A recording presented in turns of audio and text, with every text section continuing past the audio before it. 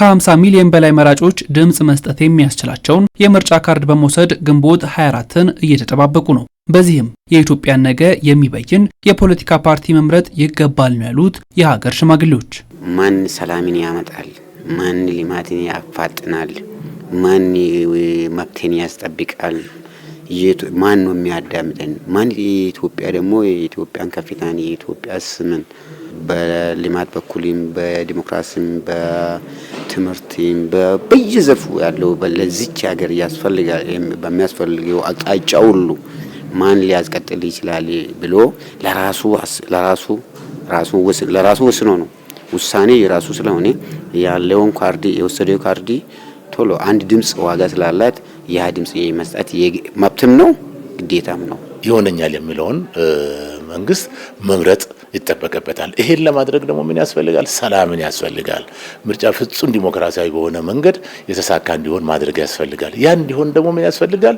ሁሉም በየደረጃው የራሱን አብነታዊ ሚና መጫወት መቻል አለበት። ይሄ የከሌ ድርሻ ነው፣ ይሄ የመንግስት ድርሻ ነው መባል የለበትም። ሀገረ መንግስትን አጽንቶ ለማስቀጠል በሚደረግ ጥረት ለሀገር ዘብ የሆነና ለትውልድ የሚበጅ የፖለቲካ ፓርቲን መምረጥ እንደሚገባም አሳስበዋል። ምርጫ የዲሞክራሲ ስርዓት መገለጫና የህገ መንግስታዊ የመምረጥ መመረጥ መብት ማረጋገጫ መሳሪያ መሆኑን መገንዘብ ያሻልም ሲሉ መልእክታቸውን አስተላልፈዋል። እንግዲህ ሽማግሌ ስንባል ከፖለቲካ ገለልተኛ ነን። እኔን ብትወስድ ፖለቲካ ውጭ ነኝ ማለት ግን መንግስት አስፈልገኝ ማለት አይደለም። ለሀገር እኮ ዘብ ነው እኮ ቤት ነው እኮ መንግስት ማለት ቤት የሌለው እንደማለት ነው። መንግስት አለመኖር ማለት ቤት ቢኖር ደግሞ ጠባቂ አለመኖር ወይ በር የለም ማለት ነው እኮ መንግስት አለመኖር። የትኛው ፓርቲ ይመረጥ ግን መንግስት ሊቋቋም ግድ ነው።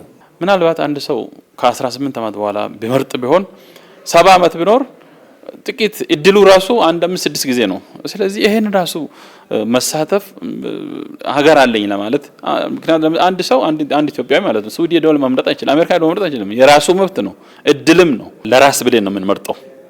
እውነት ቤተሰባችን የምንወድ ከሆነ እውነት ጎረቤታችን የምንወድ ከሆነ ጓደኞቻችን የምንወድ ከሆነ የራሳችን ሰላም የምንፈልግ ከሆነ በምርጫና በምርጫ ብቻ ነው ሁሉም ነገር መከናወን ያለበት።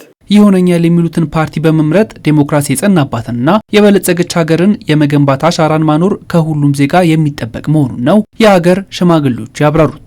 የራሱ መብትን ጠብቆ ሰላምን አምጥቶ ሰላምን ይዞ በምርጫ ቦርድ ባወጣው አዋጅና ደንብ መሰረት በግንቦት 4 ቀን ያው ዘንድሮ ማለት ነው በግንቦት 4 2018 ምርጫ ቦርድ ባወጣው መሰረት የፈለገው ፓርቲ ይመርጣል። ለፈለገ ፓርቲ ስለሚመርጥ ደግሞ ያው ሌላ ነገር ማጥፋት የለበትም፣ ሌላ ነገር መበላሸት የለበትም። አገራችን ያው የፈለገው ለሀገራችን ይሆናል የሚል መንግስት መርጠን አገራችን ማስቀጠል አለብን የሚል ሀሳብ አለኝ። ያንዳንዱ ማህበረሰብ ክፍል በወሰደው ካርድ ይመጥነኛል ይጠቅመኛል የሚለውን መሪውን ለመምረጥ በነቂስ መውጣት አለበት። በየአካባቢው ጸጥታው መጠበቅ አለበት። ምርጫው ተጀምሮ እስከሚጠናቀቅ ድረስ የሚደረጉ የተለያዩ እንቅስቃሴዎችን በአንክሮ እየተከታተለ ከመንግስት ጎን በመሰለፍ ማህበረሰቡን በማደራጀት ማህበረሰቡን በማንቃት የተሻለ ምርጫ ታሪካዊ ምርጫ መካሄድ አለበት የሚል አቋም ማህበረሰቡ መያዝ አለበት። በኢትዮጵያ ብሔራዊ ምርጫ ቦርድ በተቀመጠው የጊዜ ሰሌዳ መሰረት ግንቦት 24 ቀን 2018 ዓ.ም መራጮች ድምጽ እንደሚሰጡ ይጠበቃል። ይህን ታላቅ ዕድል በመጠቀምም ለሀገር የሚበጅ ውሳኔ ማስተላለፍና ድምጽ መስጠት ይገባል ነው ያሉት። ኢትዮጵያ ብለን ስሟን ስንጠራ የሚነዝረንን የምንገልጸው በምርጫ በመሳተፍ ብዬ አምናለሁ። አንዱ እሱ ነው። እሱ ብቻ ባይሆንም አንዱ እሱ ነው። እሱ ሀገርን ካጸናት በኋላ እዛ ላይ ለመጣላትም እኮ ሀገር ያስፈልገናል። እውነት ለመኮራረፍም እኮ ሀገር ያስፈልገናል። ለሰላም ብቻ አይደለም እኮ።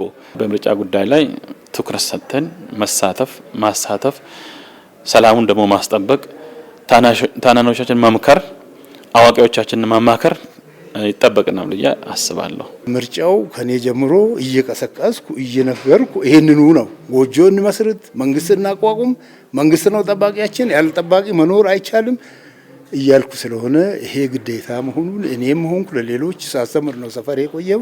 አሁንም ይሄንን መልእክት ነው ማስተላልፈው። የትኛው ፓርቲ አይደለም ግን ኢትዮጵያን የሚወክል ለኢትዮጵያ ለፊት እድገት ይሆናል የሚሰኝ ፓርቲ የትኛው እንደሆነ ለይተው ካርድ ጥለው መንግስታቸውን አቋቁሞ ባንዲራ እንዲያቆሙ ጎጆ እንዲሰሩ መልእክቴ ነው ለማንም።